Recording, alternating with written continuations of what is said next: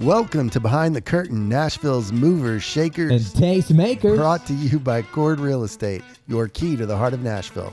I'm Steve Luther alongside my co-host Van Hoy. Here we peel back the layers of Nashville's vibrant scene, sitting down with the innovators, creators, and leaders who shape our city.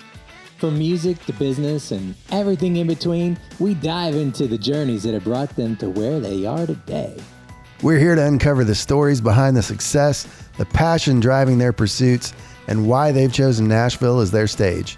It's about the people who dream big, push boundaries, and make this city truly unique. So join us as we explore the heart and soul of Nashville through the eyes of those who know it best. Well, today we're pleased to feature Sean Patton, an accomplished keynote speaker, leadership trainer, and executive coach who is passionate about empowering individuals and organizations to achieve their full potential. As the founder of Stronger Leaders, Stronger Profits, Sean has dedicated his career to creating elite leadership mindsets that drive substantial business success. Drawing from over 2 decades of leadership experience, including a distinguished career as a Green Beret, Sean combines rigorous military discipline with innovative leadership strategies to transform corporate environments. His approach is centered on building leaders who are not only adept at navigating complex challenges, but also committed to fostering sustained growth and profitability. Sean, welcome to the show. Hey, I'm excited to be here. Thanks for having me today. Absolutely. Well, let's jump in. I want to hear about being a Green Beret. Thank you for your service, by the way. I appreciate it. Thank you. Yeah, so 3 weeks out of high school, I grew up in a small town in Kansas, outside Kansas City, and I went to West Point and spent 4 years there, and then spent 10 years as an active officer. And that's how I ended up here in Middle Tennessee. My first duty station was Fort Campbell, Kentucky, about 45 minutes up the road, with the 101st Airborne Division. I was a rifle platoon leader and a scout and sniper platoon leader. And then I went to Special Forces Assessment Selection, got selected, 2 years of training, get your Green Beret, happy to get stationed back at Fort Campbell at 5th Special Forces Group. So I was lucky enough to command 2 different detachments while I was there, a regular team and then a underwater infiltration team, and got out in 2015 to chase my entrepreneurial dreams. Underwater. Yeah. That's impressive. I was thinking Special Forces out of Fort Campbell. Is that like the black helicopters I see? So this is an important distinction we should have here. Because they come over my house all the time. For the American Especially people. late at night. Late at night. Okay. Yeah. So you must live on the kind of northwest side of town. Yep. Yeah. So the umbrella term for is special operations. So special operations is Navy SEALs, Army Rangers, Air Force pararescue jumpers. Like that's all part of special operations. And under that umbrella at Fort Campbell is the 160th Special Operations Aviation Regiment, or the Night Stalkers. Those are the black helicopters. The Night Stalkers. I knew it. So they're like the premier helicopter pilots and unit in the Army. They flew the Bin Laden raid. Like they do all the Delta. They do. I gotta make a note. Yeah, they're the best Night Stalkers. Night Stalkers. You can see them. I'm not gonna Google it because I don't want to be on the list. Yeah, so they're a Special Operations Aviation Regiment. So Special Forces technically is just the Army Green Berets. So that's what I was a part of, and we, it's funny, people sort of think like, well, where's that above or below? You've got SEALs and Rangers. They're like, it's some sort of like linear thing that we're all climbing some same ladder. Yeah. But that would make no sense to have these redundant capabilities. So, every special operations unit, and really every unit in the military, but especially in special operations, has a very distinct mission set. They're designed around that. Mm-hmm. So, Green Berets we're the ones charged with unconventional warfare. So think guerrilla warfare, insurgency warfare. We operate in 12-man teams. We're regionally aligned. So this Special Forces Group is aligned with the Middle East and Southwest Asia. So I had 12 guys on my team, and everyone spoke Arabic or Farsi. Wow. I speak Southern. That's its own special dialect. That's right. Yeah. That's right. So I was super lucky to be a part of that. And it's interesting now being in the leadership development space I'm in. I'm really lucky that sort of the first half of my career was spent in the big Army, the regular Army. Right. And the second half was spent in these small special operations teams, because I will tell you that the culture, the systems, the mentality is for like the regular military or the Army is basically corporate America. It's the same sort of thing, right? You have to, it's almost like the Department of Defense is basically the biggest corporation in the country is how it's run. Right. So you have to have standard systems and processes and Of very course. defined roles and everyone, that sort of thing. Right. And then in Army Special Forces, that is much more like the startup world. Like it's, you've got a small group of elite people who are doing 3 or 4 different jobs at one time. Right. They're very bought into the mission. They're highly trained. They're motivated. They already have experience. That's another thing that separates really Green Berets from other special operations units. Just as an example, like average age on a SEAL platoon is probably 24, 25 maybe. When I showed up to take command, which I was the commander of my first team, I was 28 years old and I was the youngest guy on the team. Oh, wow. So the average age on a Green Beret team is more like 30, 31. So it's just a different mission set. Very old. Old.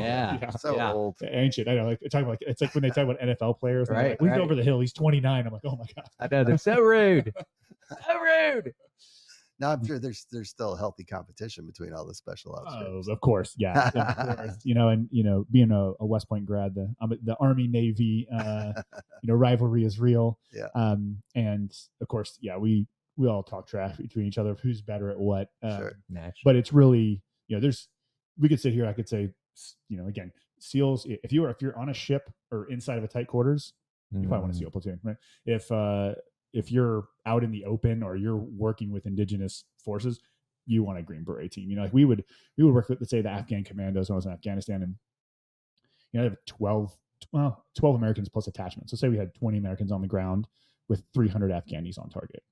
Like that's a different type of mission versus a SEAL platoon with 40 guys, all Americans, all unilaterally operating. Like that's, you can do different things. It's different challenges.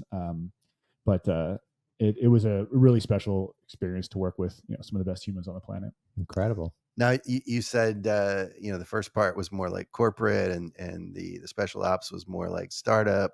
Mm-hmm.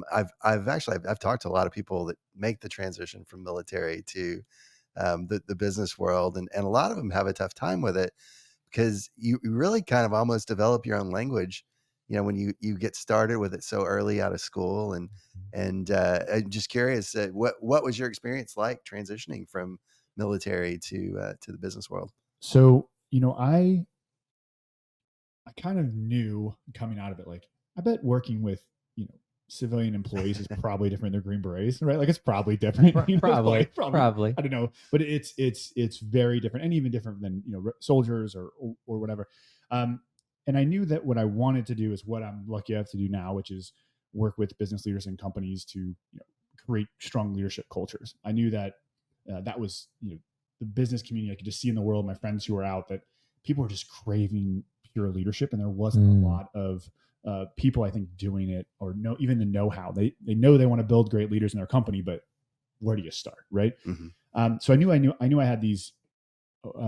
14, I crammed probably a lifetime of leadership lessons into these 14 years of my life. But, I, for myself, before I got out and said, all right, business leaders, let me tell you about real leadership, right? When I've never been in business a day in my life, I thought, what I need to, test out, like what's going to translate, what's not, what, I need to learn, I need to make mistakes and learn from them. And so for me, what's the quickest way for me to do all that? It was get a formal education in business. And I thought if I could start my own company and get it self-sustainingly profitable, seems like that's the way to do all those things. And I will tell you that, starting a company with zero business experience is the fastest way to make as many mistakes as possible. Oh, yeah. But I got my MBA from UNC Chapel Hill, and then I bought a gym franchise and opened up in Hendersonville. Mm-hmm. And 3 years, did some great things. We were small business of the year by second year we were there in Hendersonville, cash flowing really Hendersonville, well. North Carolina. No, Hendersonville, Tennessee. Oh. Yeah, there we go. Yeah, just up the road. But I made some early mistakes financially, signed like lease deals that were too high, was locked into this franchise agreement, so I couldn't change things that need to get changed. And long story short, it failed. I went through a bankruptcy. I lost everything that I had worked for. And was humbled a bit. And so took those lessons, got new partners, also decided I really want to be in fitness, but it was sort of a fitness martial arts hybrid. Mm-hmm. And, but I loved martial arts. I love, especially Brazilian jiu-jitsu, So I got new partners. We started our company, Legion Jiu-Jitsu, from the ground up, and we grew that to 3 locations pretty quickly. And now the largest martial arts, single company that owns multiple locations in the Southeast. So 3 years into that, sort of MBA check, business mistakes and successes check. Right. And so it's about 3 years ago that I really started transitioning over to what I'm doing now with Stronger Leaders, Stronger Profits. Right. Very cool. So talk to us about Stronger Leaders, Stronger Profits. What is it you guys do?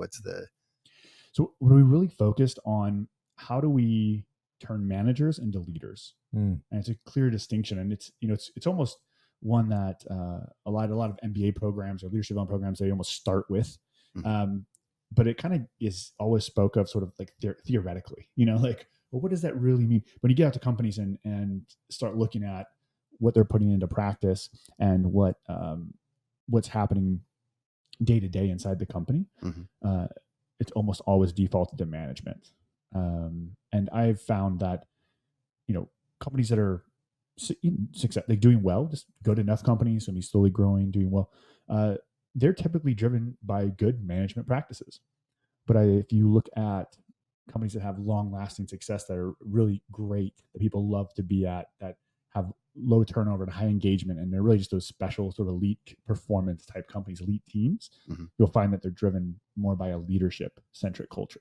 So we like to go in and work with individuals and teams and help really start shifting the mindset and then the practices to allow them to unlock the leadership side. Because when you get, to me, management is about optimizing systems, right? And that could be a human system of just people working together. That could be, and I mean, you can manage a hydroelectric dam to maximize its efficiency of 99% of its capability, but you can't create new potential through just management. So I think that's a difference. Is management is really about optimizing systems and the existing systems you have to be as efficient as possible. Leadership is about creating new systems, going into the unknown and navigating change. And I think it's the way to build human potential by changing the way people think about themselves, the organization, and the world. How do I know I need your services?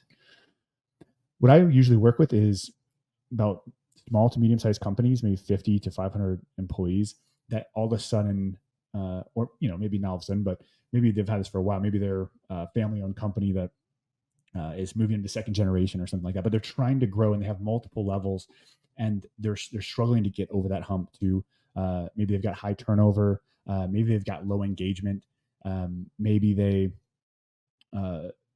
maybe they've got people who are they're high achievers. People they want to keep around are the ones that are leaving, and the ones that are just sort of scraping by and just doing their job are sticking around. Like, that's an indication you've got a culture that's rewarding people for just doing enough. And so if you're in that space, because they're big enough where they need it, if you're a company, you've got 20, 30 people, if you've got a good, strong founder or leader, you can sort of just like by personality, get things done. But with 100, you start putting 3 levels between the founder, owner, and the individual contributors. You need to develop leaders underneath you. So that's what I'll first go and say, well, do you want better leaders inside your company? Yeah. Okay, cool. I think we talked about this before the mice came on. Right. Okay. What's your process for that? Yeah. And usually get blank stares because they don't know how they're actually developing them. And I believe that you should train and develop and really train and evaluate people for a role before you put them in it, not afterward. And that's not what we do in corporate America. We say, you did pretty good here, move on to the next job. And then, in business, there's sort of a classic principle, right, called the Peter principle, which is, you move up through an organization until your point of incompetence. Well, if you're and you see that a lot, right? You'll see the VP who's still just trying to manage individual contributors, because what got him there was he was a good manager, and he was a senior manager or director, and like he pretty much was doing management stuff, but his team still now he's a VP, but no one ever taught him how to be a VP. Right. That's a different level of leadership. So there needs to be different qualifications and training and mindset that happens at really every level of leadership inside the company, and different expectations. What's your approach? Like, is it like a Alec Baldwin coffee is for closers, come in, beating the tables, yelling at everybody? Or are you like Dr. Phil and sit down with them and like, tell me about your childhood? Like, what's your approach? Do you know how much this watch costs? Exactly. Like, I'm just imagining, okay, staff, we've got the Green Beret coming in, and he's going to change and teach us how to be strong leaders. And make more profit. Yeah. Get ready and hold on. I hope you did your push-ups this morning.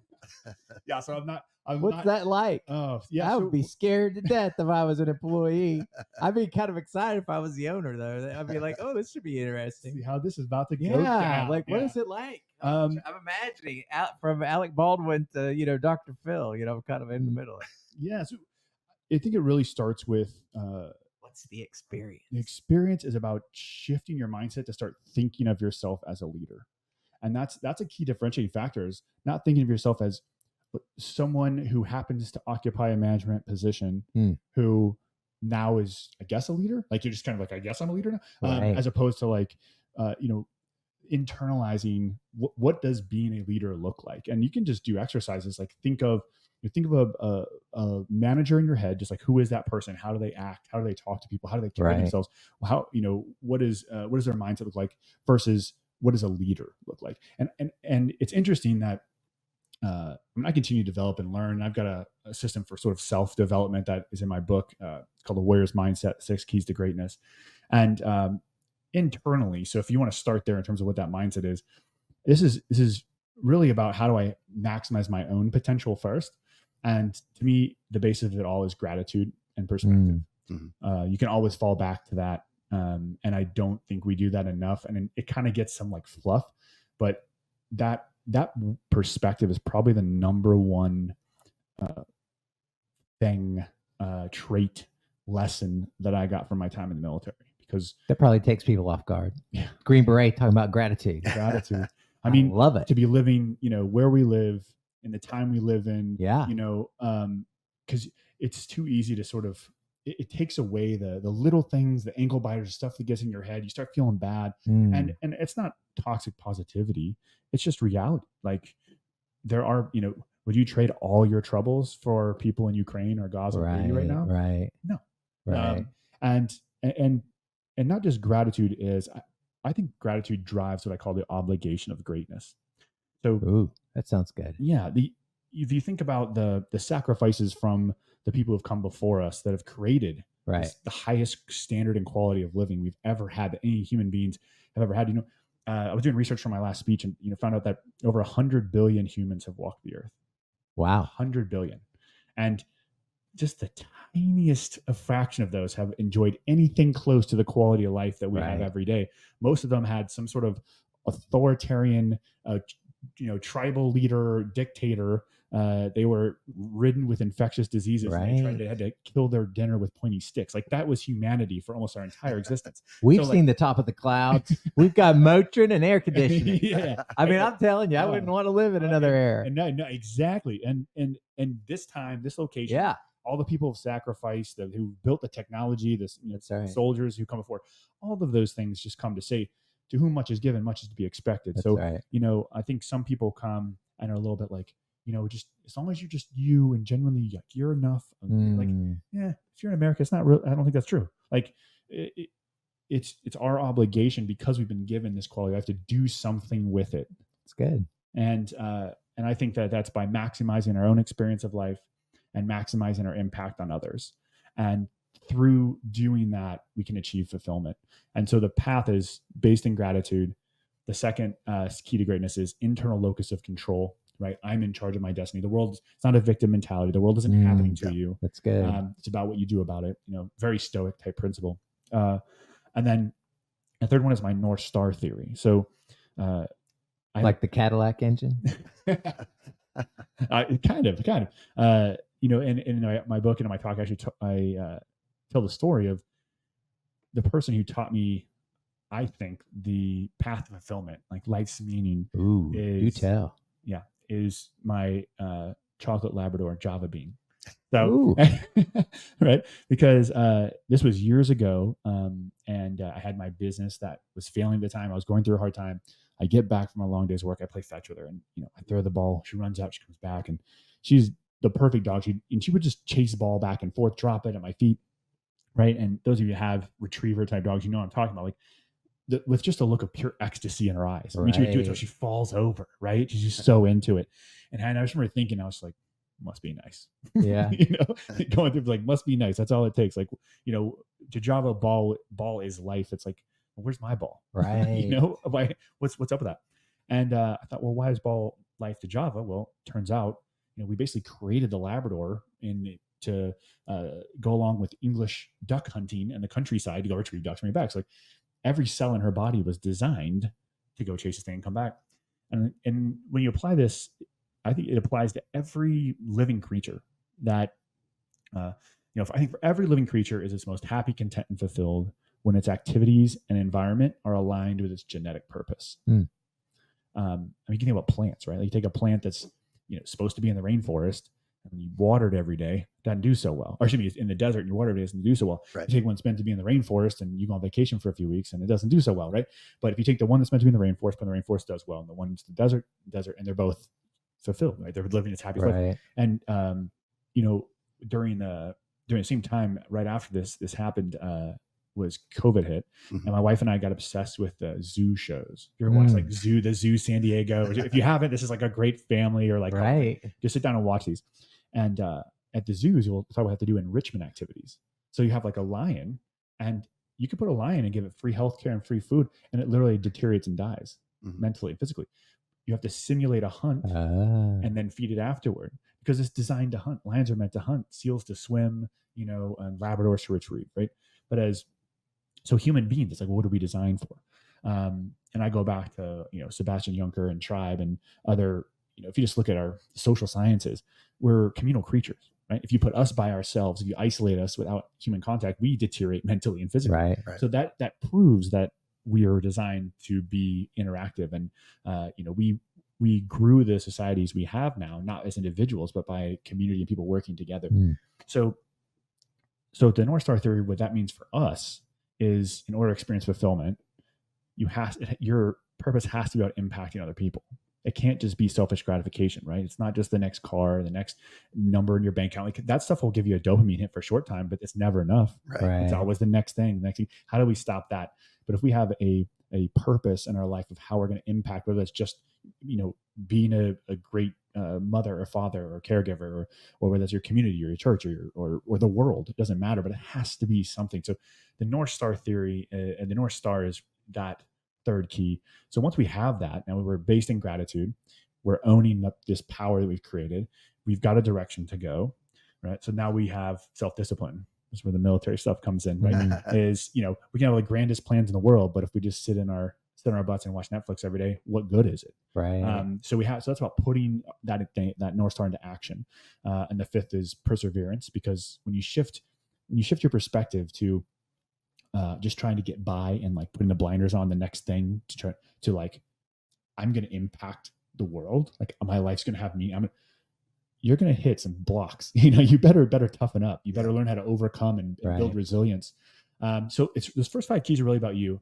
And this whole journey brings us to the 6th key, which is where like my business really takes up, which is leadership. Because at the end of the day, if you really want to achieve your true greatness and impact the world, to maximize your impact on others, and I believe maximize your own experience of life, you have to coalesce and get other people to see the vision and go with you and drive them, whether you're inside an organization or not. So I don't believe you can really maximize your true potential without being a leader in some way or form. And that's a mindset shift for most people. What are some of the typical things you see business owners doing wrong? Like I think a lot of people deal with a lot of the same issues. Doesn't really matter what business you're in. Staffing's always a nightmare. But like, what are some of the typical things? It's like, man, if you guys would just tweak this one little thing, it would make such a big difference. It's a great question. I get that all the times. Like, so what's the first thing we can do? Right? Like, what's the first? Right. Now, maybe people aren't listening for an easy button, but maybe the first button. And I think that the number one thing you can do is establish a strong coaching culture with a system to do that. Like, because I've got this whole model of the optimal organizational function with communication going down and feedback going up, and how the mission and value, how it all trickles down to action, right? And but that communication down and feedback up a loop, along with the professional and development and personal development, it all happens with regular developmental coaching sessions. So I encourage companies to shift from performance evaluations to developmental coaching sessions, right? Because performance evaluations by their like very nature are past focused, and it's about a result. What you got this thing done, and but if you just talk through that, you're treating the person like a widget, like it's a machine, like it's an output, and that's management, and it's okay, and incentive, financial incentives, other incentives like are truly important, obviously, and they do drive behavior, but as human beings, what we want is to look at the past to kind of define where we're at now. But then the coaching session is let's focus on the future, and not just on metrics and results, but that's the difference between managing the position and leading the human being. And that's what most people like. You need to lead the human being, which means I love dividing the coaching sessions up into sort of two paths. Ambitions and aspirations. And I got this from like one of the top world-renowned executive coaches. His name is Marshall Goldsmith. Actually lives in Nashville, and I moved here from California a couple years ago. But he's got a framework of these two A's. And ambitions is what are you trying to achieve? So sitting down with the people that work for you and say, what are you trying to achieve? Here, outside of here, like where are you going in life? And a lot of times people, they need help defining that. And that's another role of a leader, is like help define what that is. And then you have, so ambitions is what are you trying to achieve? Aspirations is who are you trying to become? Those are conversations that, you don't need to have in every weekly one-on-one, but without those, how do you know that you're aligning company mission and impact with personal mission? Because what you'll find is when you have those conversations is, you talk about staffing, you have a salesperson who's not hitting numbers. And like, we've got our incentives set up right. And of course they just want to make, they just want to make more money. They want to hit their commissions. They want to do whatever. And you have a conversation with them. And they're like, I don't even want to be here. I want to open up my own, music studio. Right. That's my dream. Well, why aren't you doing that? Well, I need $200,000 to do it. Okay, cool. Let's figure out how fast we can make you $200,000 so you can go chase your dream. That person is now engaged. And if you talk about their metrics and net profit, they don't care. Right. But now you're aligning personal purpose, personal goals, along with organizational goals. And when you align those two things is when you take your company from good enough, from management-centric culture to greatness, to elite performance. And then it's really leading the human being. Well, that takes a big thinking, because if you got you're focused on how to get them some money to move on, you got to be confident in what you're doing. Yeah, but and it's true. But you can have that person who's just like slinking along, they're barely making it, kind of getting behind. You're always getting into, you're on a performance plan, you're doing it right. Like, what's happening? Like, I would rather say we're on the same page. Look, if I can have a salesperson that's going as optimally as engaged as they can, but I'm only going to have them for 2 years, that if that person makes $200K in commissions, think of what that return is on for the company, right? And I'll do that all day. Give me another person in 2 years, right? And so it really is about talking to that person, help talk, because a lot of people, they haven't even thought this through. Sure. So, what are you trying to do? What are your values? What are you trying to accomplish? Here, why are you here? Right. That's a conversation we have. Why are you here? What are you trying to do? And then once you help them establish their ambitions and their aspirations, what they're trying to accomplish and who they're trying to become, and then you help create an action plan in these coaching sessions and give them some accountability and support to help them achieve those things, you're unlocking all new levels of potential and engagement. And those people aren't leaving you for an extra $5 an hour or 10 or 20 or 30 grand a year. Those people are sticking with you, and they're staying with you, and they stay loyal. And then when you sell that company with the next company, they're all coming with you. We all know leaders like that. Everyone wants to follow it. Everyone wants to be a part of the organization. And, for most companies, just like improving that 20% can give you a monster return. Because like you mentioned, Gallup had a recent study. They found that there's a 70% variance in performance that is directly attributed to management. So if there's not that many technologies or systems you can put in place that's going to change the output of your company by 70%. But that's the biggest variance you have is the human being inside almost any organization. So if we can maximize that, and then you start solving problems. Then you start you start having direct conversations and transparent conversations. So these little challenges don't turn into epic failures for the company. You address things quickly, you become more efficient, you solve problems, and management doesn't do well with change and uncertainty. Again, that takes leadership, and the world is changing faster than ever. Right. So, good luck just sitting here and trying to tweak and optimize the system. That's why, Right. that's why these companies and organizations are falling behind, instead of having the vision to look out and welcome the unknown and attack challenges and create a learning organization. Yeah. It's an interesting conversation. I've kind of talked about this with a few people. I feel like there's a lot of time kind of a disconnect for people with what they think they want to achieve and the person that they really want to be. And they don't really put those two together. Like, you've got to be a certain person if you want to achieve a certain thing. Is that the person you want to be? Because just turning yourself into that person is probably going to bring the results you're looking for. Yeah, absolutely. And I think that's a key part, right? Like, I would say that management would be focused on, again, just the results you're getting. As a leader is like, okay, in order to get that result, again, who do you need to become? And that's why I think it's important to, I think earlier we were talking, I mentioned how the levels of leaders, right? And there's really kind of 5 levels in an organization. There's individual contributor, who needs to work and focus on self-leadership, right? And all those dimensions, and their self-discipline and their mindset and their how they're arranging their work day, how they're taking care of themselves, all this stuff. You get that done. And then you have a first line supervisor who just went from like, I'm only in charge of myself to I'm in charge of a team now. That's a different skill set and a different mindset you need to have. Then you have leader of leaders, right? And all of a sudden it's like working through someone else to get a result. Right. And that's different. And that level is usually still within one department, like a director of sales or a director of marketing. They're really thinking inside of their kind of silo. And then your level 4 leaders, like your VPs, those are your cross-functional leaders who actually for the first time are looking, well, how does marketing affect sales, affect finance, affect investment? And that's a different type of thinker and leader. And that's really the first time you have what I would consider an operational level leader instead of a tactical level leader, to bring it back to military terms. And then you have your senior leaders, which are your strategic leaders, right? And their job is to look out into the world, not in the company, but out into the world and where's the ship going to go? Where should we go? What should we do? What are the changes that are coming? How are they going to affect us? And then their job is to turn around to those level 4 leaders and say, okay, here's where the world's headed. Here's the role we're going to play in it.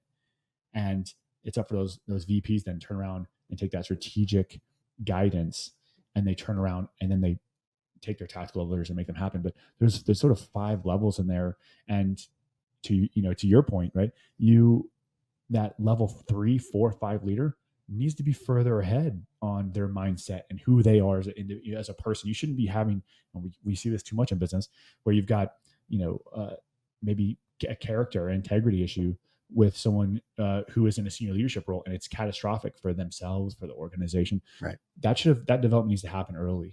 I really, recently it's funny. I've gone back and I was really studying how can I create a model around what does a leader look like? Because I just talked through like the mindset of that and how an organization runs, but like what are people looking for to become that leader that people want to follow, not have to follow?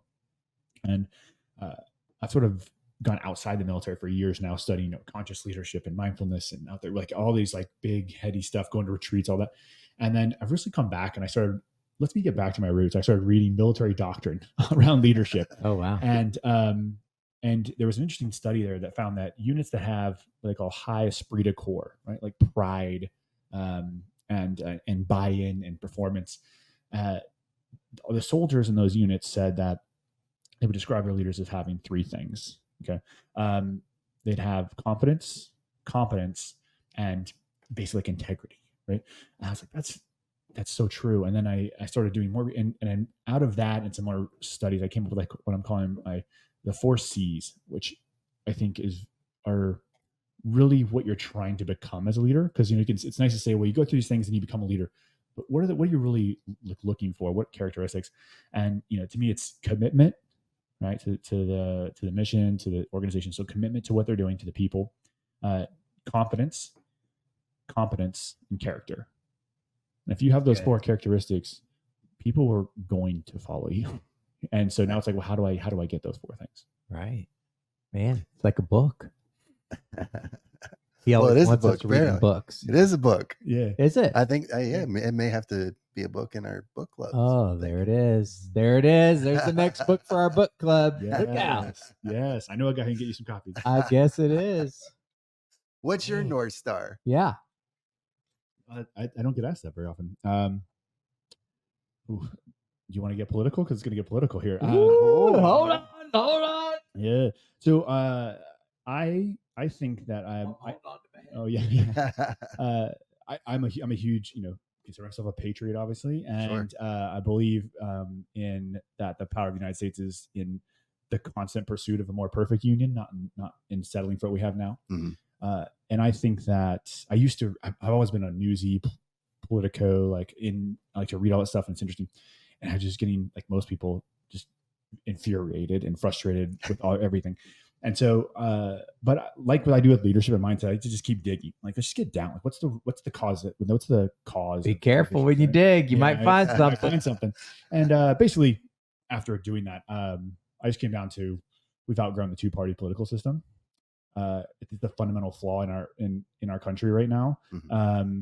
And so everything else is a symptom of that. So you can fight over every little issue you want until we fix that, then nothing else is going to really be fixed. Right. And so my goal is, and there's actually, I will make a plug here for a great organization called Veterans for All Voters. It's a nonprofit that I do some work with.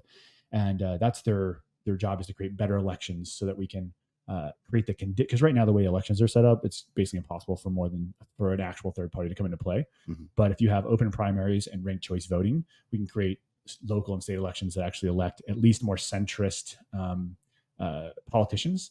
Because if you look at any political issue you take in this country, if you poll the population, you get a bell curve, right? We're all familiar with the bell curve.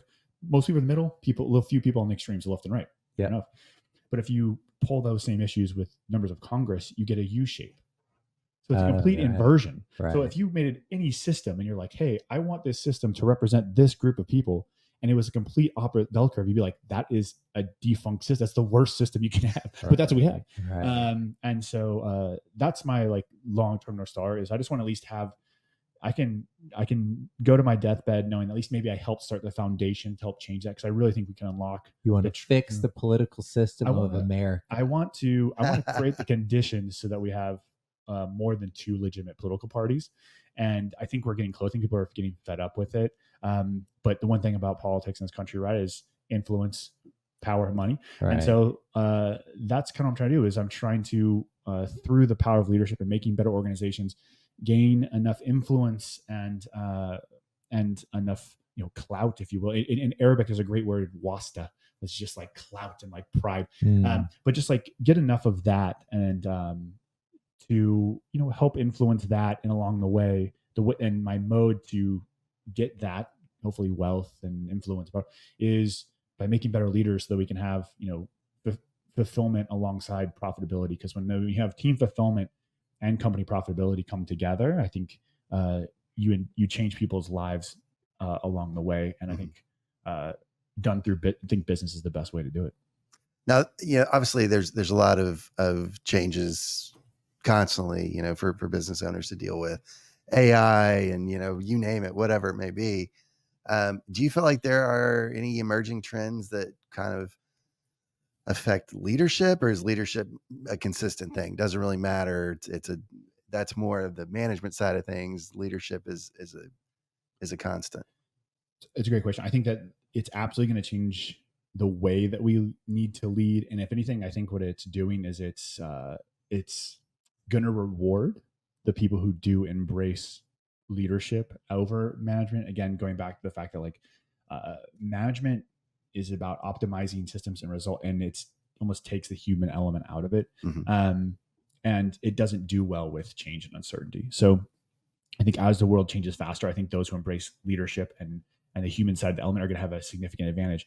That being said, I think it's going to change the way businesses functions. Things like AI, you're going to have more distributed teams. You're going to have more people remote. You're going to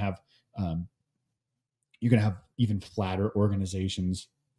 And it used to be, right, like you had these hierarchical structures where like, well, I'm in this position because I've got the knowledge. And I'm here Right. like, dude, everybody's got the knowledge. Like, like, no, I can look this up. Right. That's right. I don't, it's not about how much you know, but it's like but what you can't, what can't you Google? Right. Like, can you solve problems that Google and AI can't? Like, no matter how much you use Google or use Chat GPT, that's not going to help you create values to live by. That's not going to help you create the self-discipline to create the behaviors that lead to the results you want. That can't, that's just through leadership. Right. And so I think it's just going to drive a bigger wedge between the companies who are, kind of clinging to sort of the old way of doing things versus the companies who lean in to their people. That's good. Well, it has been awesome talking to you. I think I can sit here and talk I was going to say to them all day, but far be it for me to keep us on time. I was about to say, I was like, oh, look at the time. Yeah. That went quick. Yeah, it did. Start getting political all of a sudden. Hey, what's the time? Give us another plug on the book, and then that's right. Briefly talk about your podcast and speaking. How can people find you? Yeah. Absolutely. I appreciate that. Yeah. So my book's called A Warrior's Mindset, 6 Keys to Greatness, found on Amazon. My speaking website is seanpattonspeaks.com. I'm doing more and more of that with companies and at functions. So I'd love to come in and be that speaker for. And Sean is SEAN. Yes. SEAN. Patton speaks.com. Any relation to General Patton? No, but I'll tell you what though, I got that question a lot. I bet you can have a Patton on your shirt every day. I know I'd be standing there like a parade dress getting hazed by upperclassmen. All of a sudden they'd be like, "Wait a minute, are you?" Like, okay, and they'd go back after me. You should have said maybe, maybe. But so that's where you can find me speaking. And Stronger Leaders, Stronger Profits.com. You can find if you're a company, but really I live on LinkedIn. I not on a lot of other social media. So if you find me on LinkedIn, send me a message. I'd love to chat with you, whether that's working with you in a formal capacity or just helping out leaders that are trying to be better and better their organizations. I'd love to help. And what's the name of the podcast? The podcast is No Limits Leadership. Okay. Yeah. Check that out. That's on every, all the tubes and all the Spotify's and all the Apples. Love it. Awesome. Well, Sean, it's been a pleasure. Yeah. Thank you for the opportunity, guys. It was a great chat with you. Thank you. Yeah. And we will see you guys next time. Well, that's a wrap on today's episode of Behind the Curtain, Nashville's movers, shakers, and tastemakers. We hope you've been inspired by the stories of passion, perseverance, and innovation right here in Nashville. A big thank you to our guests for sharing their journeys and to you, our listeners, for joining us. And of course, our gratitude to Chord Real Estate for making this conversation possible. Don't forget to follow or subscribe to our podcast on your favorite platform. Thank us. Yes, you did. Oh, I guess I did. Well, thank us. Okay. Like I was saying. Oh, yeah. Don't forget to follow or subscribe on your favorite platform to catch every episode and hit that notification bell. We've got plenty more fascinating guests lined up, ready to share their insights and inspirations. And we love hearing from you. So reach out to us with your thoughts, questions, or suggestions for who you'd like to hear from next. Until next time, keep chasing your dreams and making your mark in Nashville. Oh, my goodness. Remember, I'm talking to Casey it's Kasem. the people behind the scenes that make the city shine. I love it. Take care. See you behind the curtain.